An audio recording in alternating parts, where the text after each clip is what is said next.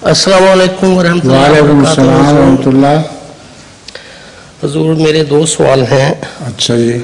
पहला सवाल है हुजूर, नमाज के बाद हम जो 33 बार सुबहान अल्लाह अल्हम्दुलिल्लाह और 34 बार अल्लाह अकबर कहते हैं, पढ़ते हैं, हुजूर क्या ये रस्म जो है, ये रस्म तो नहीं कहना चाहिए, ये जो हम पढ़ते हैं क्या ये सुन्नत अल्लाह है या बाद में इसका रिवाज हुआ? सुन्नत है, रसूल ने खुद सहाबा को सिखाया है, इसलिए सुन्नत मौक्कदा है।